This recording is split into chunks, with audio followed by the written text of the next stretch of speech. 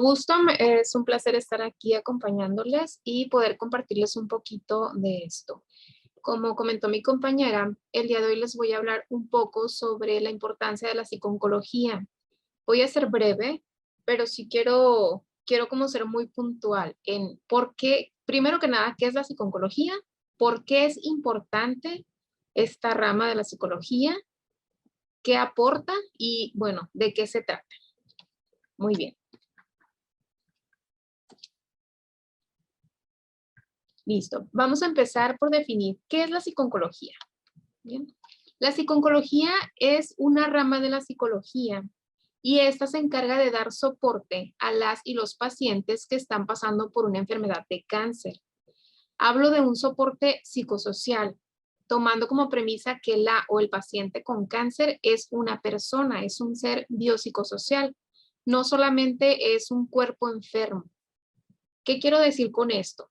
No solamente se trata de que el paciente lleve su tratamiento, sea quimioterapia, sean radiaciones, sino que también necesita algo más, algo que soporte todas esas emociones, todos esos sentimientos que pasan por él o ella cuando está pasando por una enfermedad del cáncer.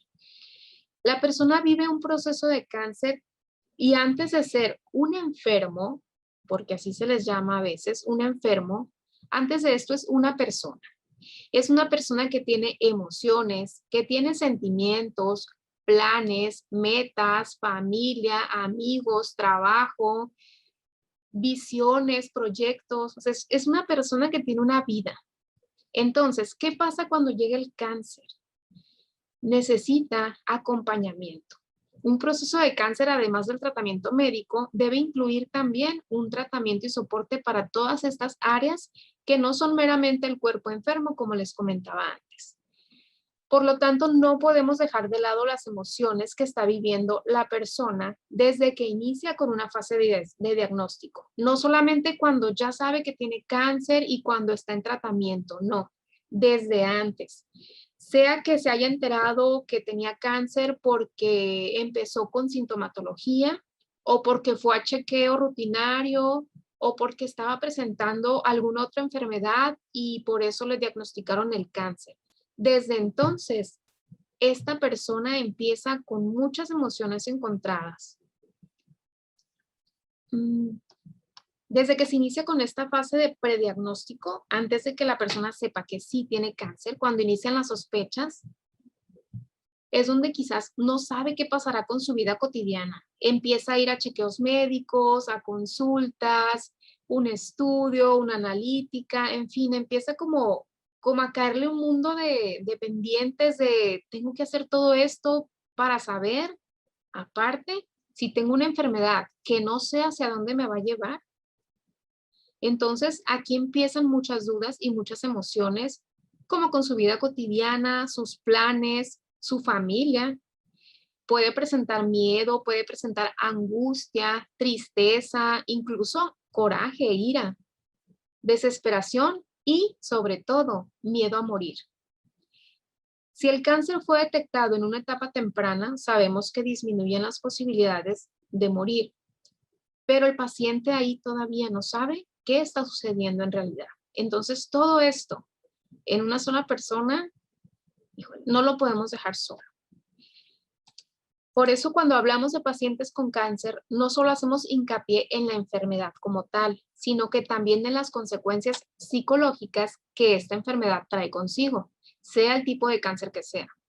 Así pues, las habilidades y conocimientos y también las destrezas que posea la o el psicólogo no solo ayudarán a esta persona enferma de cáncer, sino también a su familia, ya que es una enfermedad que ataca no solamente a la persona, sino a su entorno más cercano, que son su familia, no sé, papá, mamá, primos, tíos, abuelos, hijos, incluso también a sus amigos. O sea, es un mundo todo lo que se ve afectado.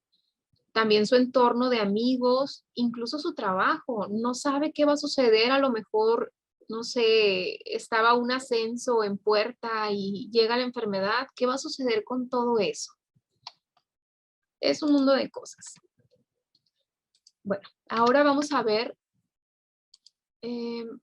algunas de las tareas de la psiconcología, de las y los profesionales que desempeñan esta labor.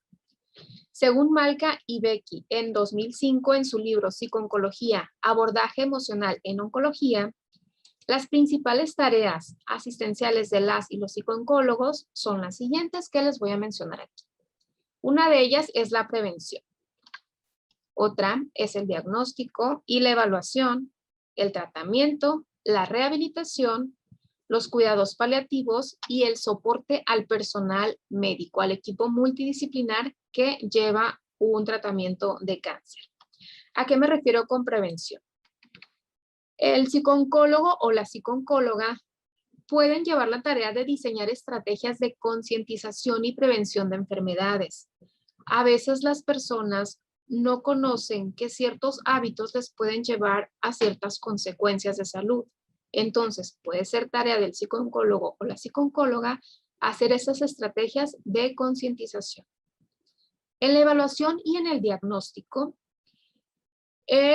son estos profesionales, los psicooncólogos y las psicooncólogas, quienes pueden apoyar al paciente a hacer frente a los procesos psicológicos que trae un proceso de evaluación y ya cuando se confirma el diagnóstico.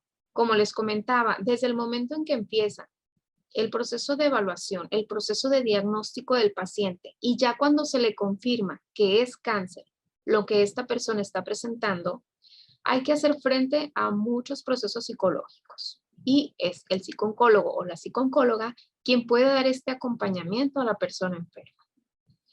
En el tratamiento hay que abordar los efectos tanto del tratamiento, los efectos secundarios, a lo mejor de una quimioterapia que hace que al paciente se le caiga su cabello. O sea, ¿qué impacto genera ese hecho en la persona? Entonces, podemos abordar estos efectos que trae el mismo tratamiento, así como las emociones que se derivan de estar enfermo de cáncer y aparte llevar un tratamiento que también es agresivo, todo lo que implica, por ejemplo, también una mastectomía, es un impacto muy fuerte también en la persona, en la paciente, el hecho de que parte de su cuerpo ya no va a estar con ella. ¿Cómo asimilar esa parte? ¿Cómo llevar ese duelo de esa pérdida? Es todo un proceso en el cual también se le puede y se le debe acompañar. No se le debería dejar solo en ningún momento de estas etapas. Pasemos a la siguiente, que es la de rehabilitación. En la rehabilitación, aquí se trata de rehabilitar no solo el cuerpo que estuvo enfermo o que está enfermo, pero que está en tratamiento, sino también de rehabilitar las emociones que se vieron afectadas, las emociones y las áreas de la vida de las personas que se vieron afectadas. Imaginen estar en un proceso complicado, en un tratamiento de cáncer y recibir la excelente noticia de que ya no hay cáncer en el cuerpo y ahora es volver tal vez no a lo que era antes, pero sí volver a la vida, volver a las actividades cotidianas, regresar al trabajo, regresar a mi vida a lo mejor como mamá, a mis estudios. ¿Cómo se hace ese regreso a todas las actividades? ¿Okay? En cuidados paliativos se refiere a que se pueden y se deben trabajar técnicas para paliar el dolor, así como los cambios necesarios en una etapa terminal. Los cuidados paliativos, hay enfermedades que se diagnostican ya bastante tarde cuando la enfermedad es muy avanzada y entonces el tratamiento va a ir dirigido a paliar los efectos, a paliar el dolor, a paliar los síntomas que está presentando la o el paciente. Entonces, si ya es una enfermedad terminal, es tarea del psicooncólogo o la psicooncóloga dar esas herramientas para poder afrontar y abordar este duelo que va a pasar y que estaría pasando el paciente con cáncer. La resolución de conflictos a lo mejor, el no dejar cosas inconclusas.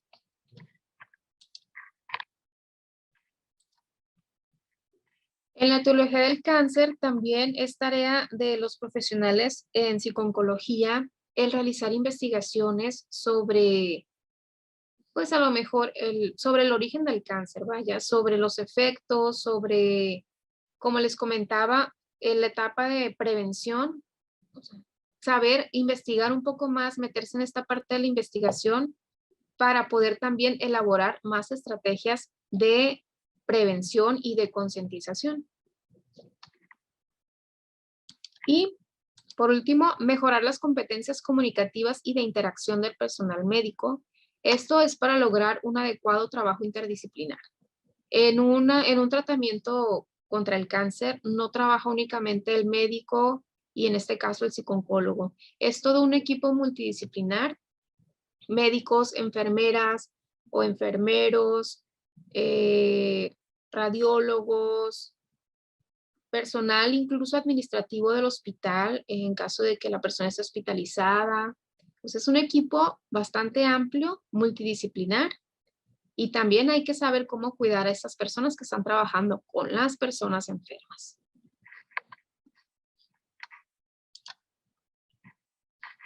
Muy bien, pasemos ahora a las etapas del cáncer y las diferentes emociones que lo acompañan. Ya les comenté bastante que desde el prediagnóstico hay emociones que está presentando el paciente o la paciente y es necesario que lleve acompañamiento.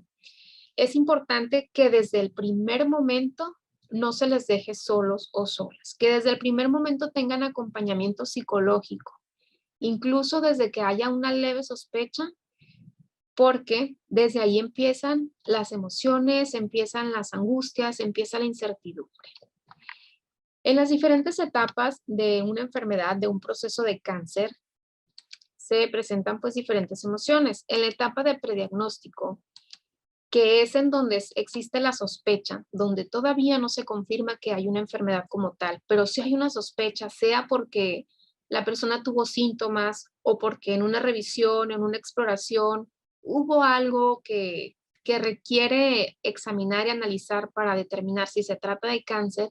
Desde ahí empiezan las emociones en las personas y en esta etapa las principales son la incertidumbre y la angustia. Incertidumbre por no saber qué es lo que está pasando en su cuerpo y angustia, esperar un diagnóstico, o sea, sean 2 días, sean 2 semanas.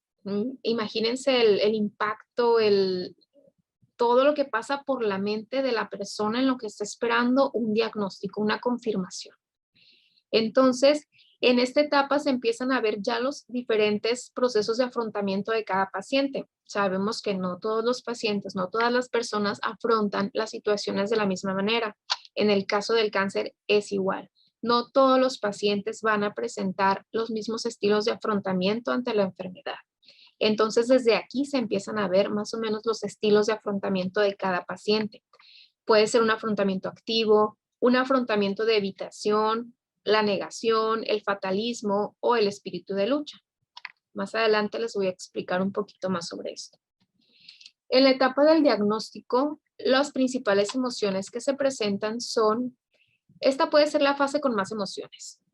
Cuando se confirma un diagnóstico de cáncer puede ser donde haya más cosas revueltas en la cabeza, en la mente de la paciente o del paciente. Y es donde hay un alto nivel de estrés.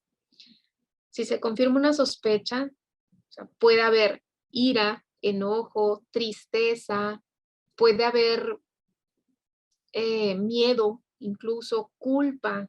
Todo esto puede haber en esta fase, en esta etapa de diagnóstico.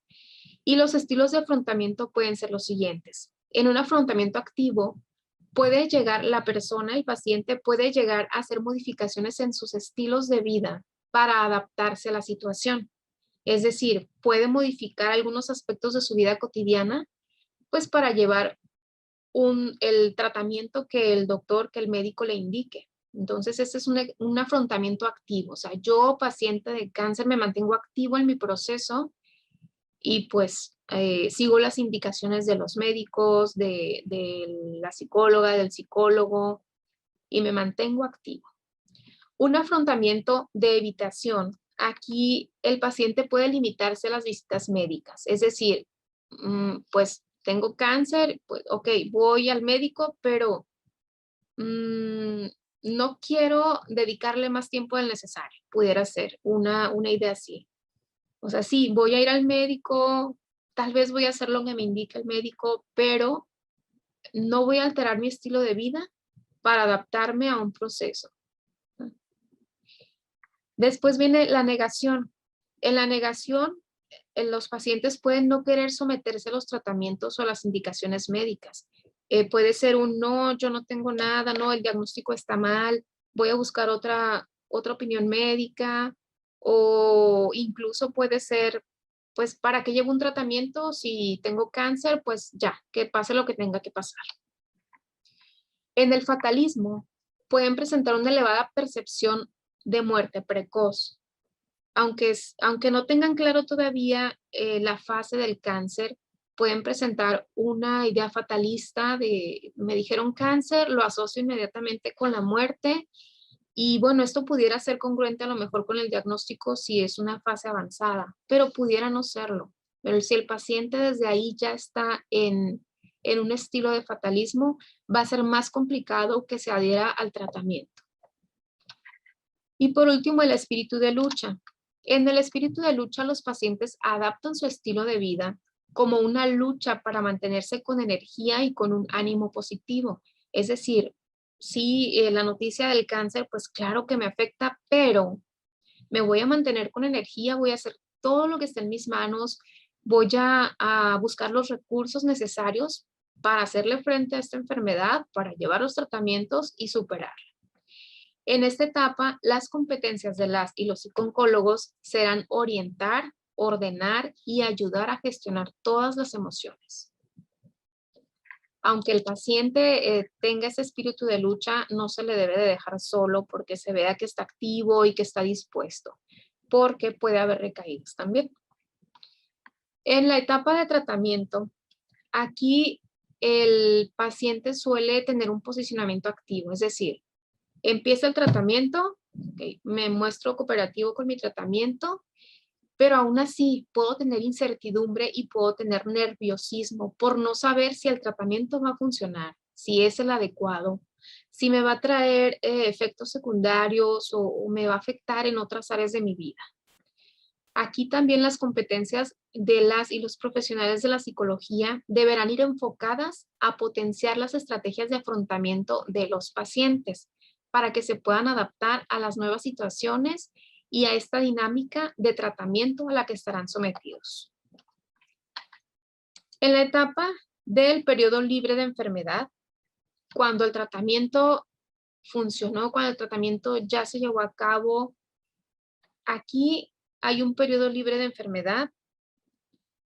También continúan algunas emociones, algunas complicadas. ¿Por qué?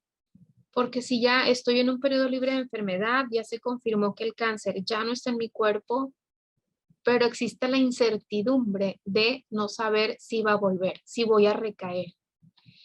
Entonces aquí, aunado al tener que reiniciar la vida cotidiana, ya estoy libre de enfermedad, me tengo que reincorporar a mis labores, a mis actividades, también puede haber una sensación de desprotección. ¿Por qué? Porque todo el tiempo que el paciente estuvo en un entorno médico, rodeado de médicos, del psicólogo, de todo el personal, de repente ya está libre de enfermedad y no es que ya se separe por completo de los médicos, pero puede sentirse desamparado de ya no estar tan de cerca, de ya no estar de lleno en un ambiente médico. Entonces aquí también hay que poner atención, porque pudiera caer en depresión o pudiera caer en otro tipo de situaciones que no sean favorables en este periodo libre de enfermedad. Y como les comentaba, el miedo a la recaída. Aquí nuestra tarea deberá ser que lograr que el paciente se enfoque principalmente en tratar su ansiedad. O sea, sí existe la posibilidad de la recaída, pero que el paciente no se enfoque en eso, sino que se enfoque en volver a su vida cotidiana, en retomar sus actividades. Permitir también la expresión de los miedos y de las preocupaciones y promover que se realicen planes y actividades. O sea, que el paciente empiece nuevamente a hacer sus planes, que empiece a ver metas a futuro, que empiece nuevamente a proyectarse a qué quiere lograr, qué quiere hacer. Si cae el paciente en una etapa de recaída, aquí se presentan emociones parecidas a la fase de diagnóstico, pero en mayor intensidad. ¿Por qué? El paciente ya tuvo su fase de diagnóstico en un inicio y presentó el estrés en un nivel elevado, la rabia, la ansiedad, el miedo, la tristeza. Aquí es más intenso. ¿Por qué? Porque ya había pasado por una etapa libre de enfermedad y nuevamente cae en un diagnóstico de cáncer. Entonces, vuelve todo. Es como si se reiniciara, vuelve el miedo, qué va a pasar, si nuevamente el tratamiento va a funcionar. Incluso puede entrar la duda de si funcionó el tratamiento y realmente estuvo libre de enfermedad o fue como una pausa. O sea, pueden ser muchas cosas y muchos temores con mayor intensidad que en un inicio, que en un diagnóstico en un inicio. En esta etapa, el manejo de la sintomatología depresiva será nuestro enfoque principal junto a la adaptación a la nueva realidad. Si ya se había trabajado para que la persona libre de enfermedad volviera a hacer sus planes, que retomara su vida cotidiana y hay una recaída, tenemos que trabajar también con la persona, con el paciente, la nueva adaptación a otro diagnóstico y a otro tratamiento y a volver a pasar por cada una de las etapas del cáncer. Aquí es bien importante lograr que los pacientes mantengan un rol activo en todo el proceso, que se mantengan participativos. Y en ocasiones es muy complicado, sobre todo si llega la depresión o si hay demasiada incertidumbre y se pierde la motivación. Pero es bien importante que el paciente se mantenga con un rol activo y participativo durante todas las fases del proceso del cáncer. Desde la evaluación, el diagnóstico, hasta ya una fase libre de enfermedad. Y esto se puede lograr, se puede hacer uso de las técnicas como la psicoeducación, el manejo del estrés, de la autoestima, el manejo de los pensamientos automáticos, de las percepciones, el manejo de las técnicas de afrontamiento, manejo del estrés, del duelo, entre otras técnicas, para dotar a las y los pacientes de las herramientas que necesitan para el afrontamiento a la enfermedad. Aquí cabe aclarar que como profesionales de la psicología, con pacientes de oncología, no podemos trabajar únicamente desde la perspectiva psicológica. Es decir, necesitamos saber como psicólogos y psicólogas, necesitamos saber cuáles son las reacciones físicas, no solo psicológicas, de cada una de las fases de la enfermedad, de cada una de las etapas. Debemos de saber las reacciones físicas habituales en personas con cáncer y en cómo reacciona el cuerpo humano si se llega a una etapa del final de la vida. Por ello debemos de trabajar con un equipo multidisciplinar para poder dar una atención integral y cubrir todas las áreas de la persona.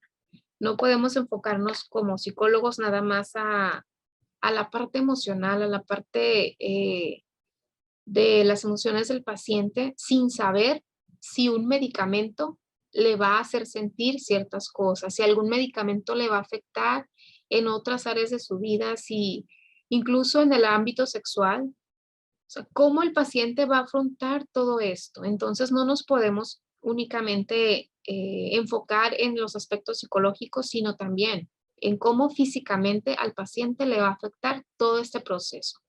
Desde que se le diagnostica, el tratamiento que se le dé para el tipo de cáncer que presenta el paciente, cómo es su etapa libre de enfermedad, si perdió algún miembro de su cuerpo o si tuvo algunos efectos por los medicamentos o por el tipo de tratamiento que llevó.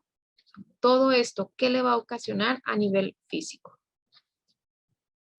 Bueno, aquí les voy a dejar la siguiente reflexión. Y después ya pasamos a la fase de preguntas o incluso de comentarios. Me gustaría mucho escucharles. Mi reflexión es, la voy a poner aquí. El cáncer traspasa cualquier frontera. El dolor y el sufrimiento que se desprenden de este supera incluso las barreras culturales. No obstante, cada proceso es único. Y respetar esta individualidad es respetar a la persona que lo está viviendo. Por más que haya conocimiento del cáncer y de estas emociones que presentan, no es, cada persona puede afrontarlo de manera diferente. En cada persona puede significar algo completamente diferente y esto es lo que se debe de respetar, se debe de conocer, se debe de validar y acompañar a la persona. Gracias.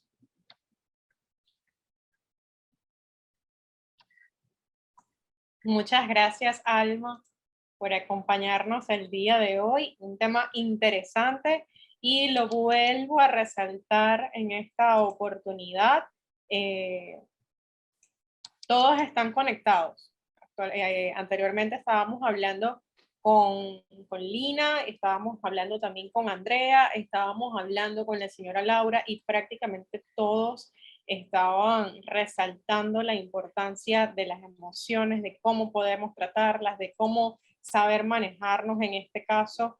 Y yo lo decía hace minutos atrás antes de que te presentara, que la psiconcología veníamos a escuchar cómo podíamos trabajar ese aspecto mental e interno, tanto del paciente como de la propia familia que sirve de acompañamiento. Y creo que está interesante resaltar lo que decías de que no hay que dejar solo al paciente, que no hay que dejar que decaiga, no hay que dejar que entre en esa fosa oscura que simplemente las distintas emociones negativas pueden ir consumiéndolo y que eso también luego pueda ser contraproducente para él porque pueda tener las ganas de vivir, pero si las emociones hacen o dictan lo contrario, simplemente el resultado no va a ser positivo.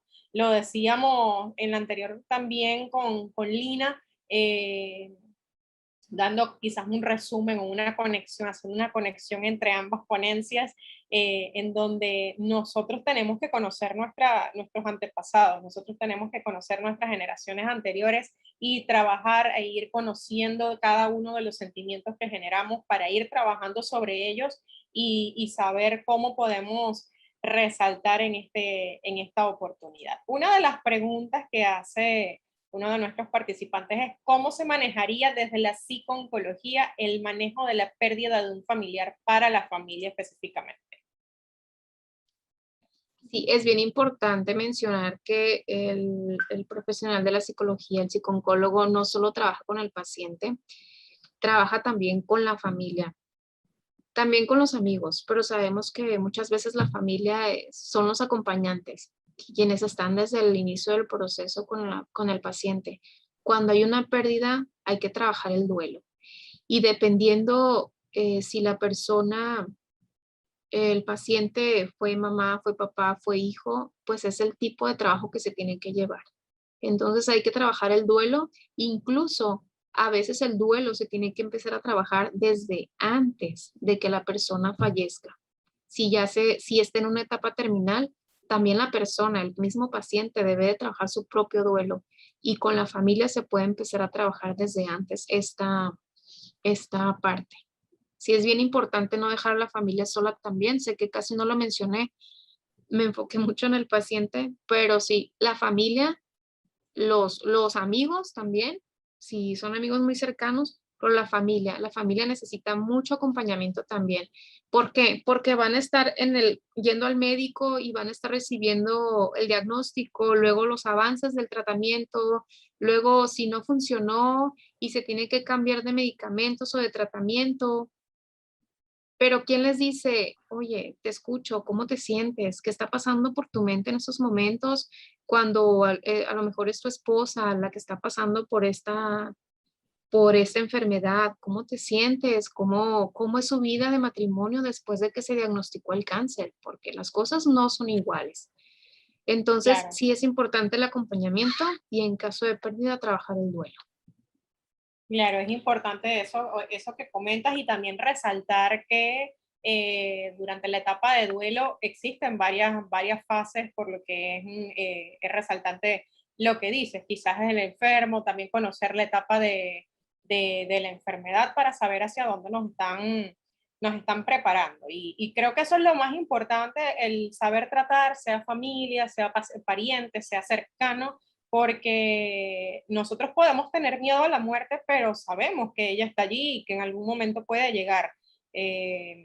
Lo comentaba detrás de cámara, yo por lo menos a mí me tocó de cerca por una compañera que falleció antes de los 30 años, dejando su familia pequeña y que eso sabíamos que podía llegar, pero no estábamos preparados para qué tan cercana podía estar esa muerte y sí nos termina afectando. O sea, más allá de que una vez que la persona fallece, nosotros decimos que se terminó el dolor para ellos porque sabemos todo el padecimiento que ocurre durante su etapa, sí es duro saber que la batalla fue perdida en ese caso. Y creo que eso es parte del llamado del día de hoy, de hacer conciencia, de tomar prevenciones, de escuchar el cuerpo, de como decía la señora Laura al inicio de nuestro evento, el hacer los chequeos rutinarios para que ningún síntoma llegue tardío, porque algunas veces no se denota, es silencioso y ya cuando es muy tarde es que venimos a darnos cuenta. Por acá, Janelis dice que es realmente importante voltear la mirada hacia la familia, hacia los amigos, todos los cercanos, porque ellos también viven la enfermedad como el paciente y viven también su proceso emocional, que es igual de fuerte, pero quizás no es el mismo. Y ambos deben ser atendidos por esto que decías tú, las emociones. Si nosotros no estamos fuertes como puente, como soporte para el propio paciente también puede llegar a decaer en ese proceso y es importante estar mirando a cada una de las personas que lo rodean.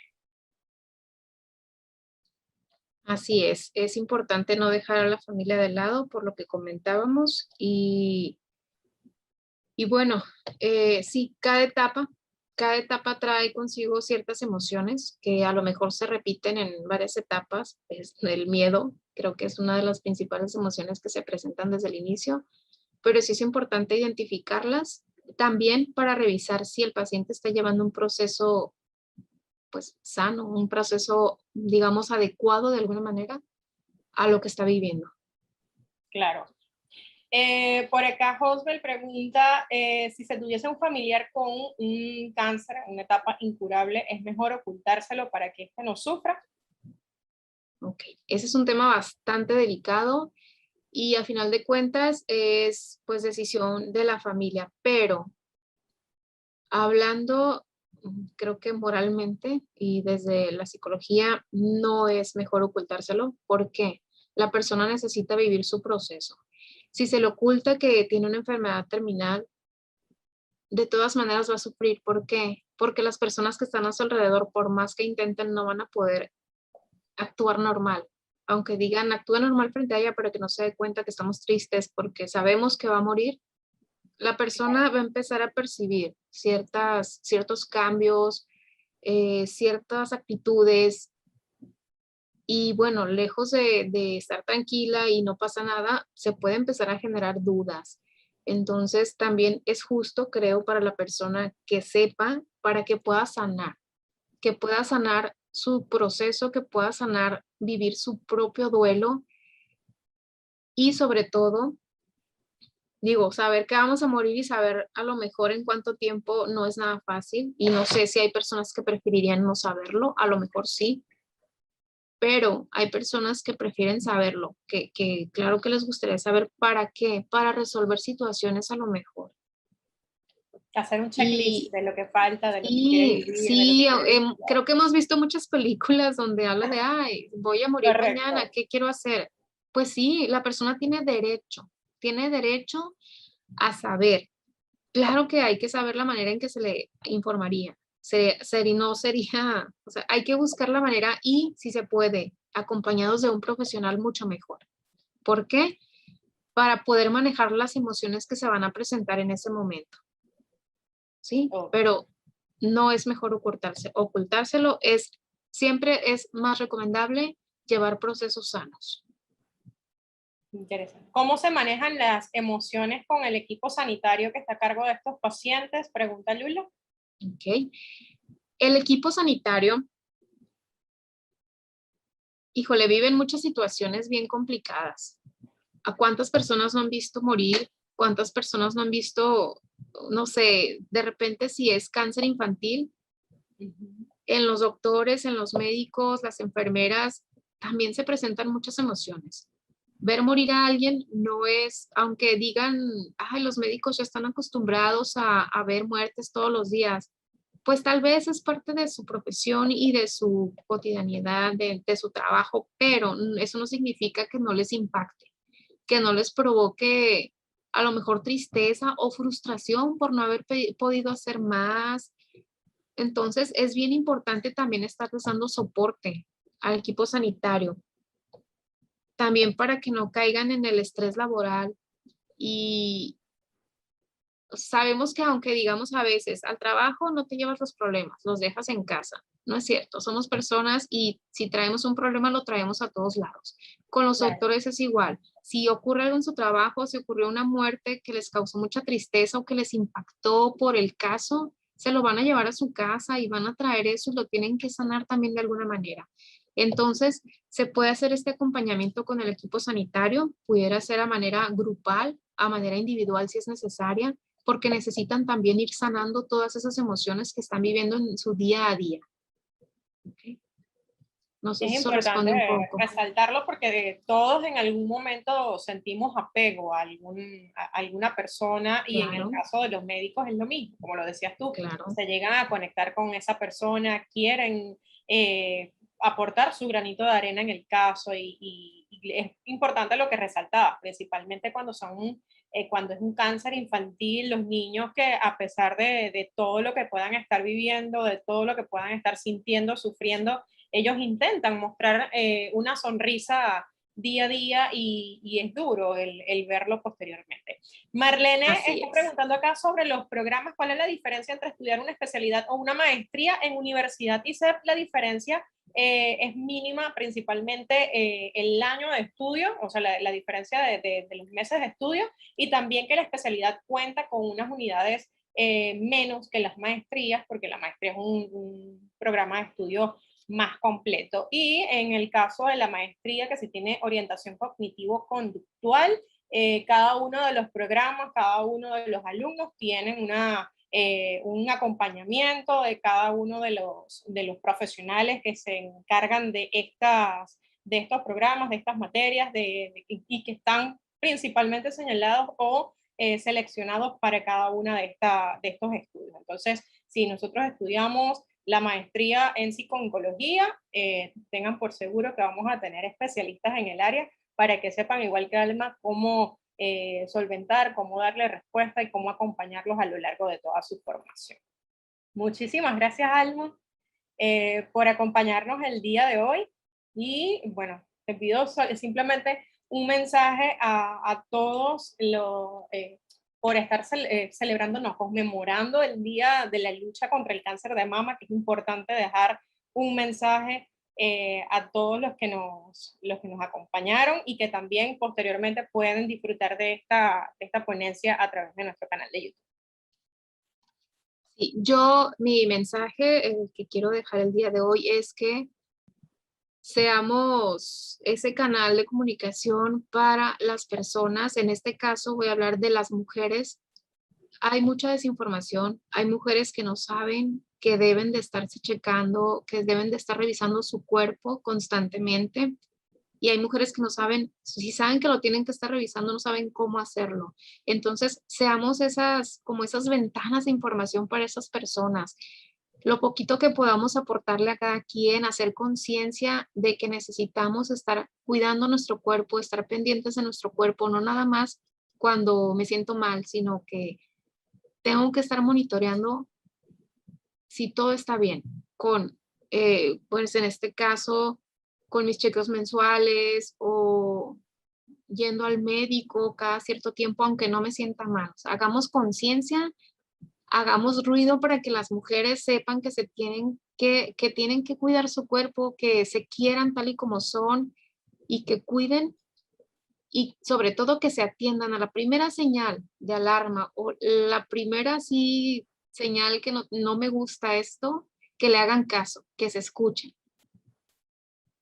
Así es. No, y también antes de esas señales, ahí hay que hacerse el chequeo constante, no hay que abandonarnos y no podemos hacer de lado. Una vez más lo repito, no podemos hacernos de lado y dejar que terceras personas, que el trabajo, que la rutina en casa sea mucho más importante que nosotros, porque creo que es un defecto en todos, de que simplemente nos hacemos a un lado y queremos salvar el mundo, queremos rescatar el día y queremos hacérselo más fácil a otros, a la familia, en el trabajo, en todo lo que hacemos y simplemente al final del día nos acostamos para descansar, pero no nos estamos escuchando.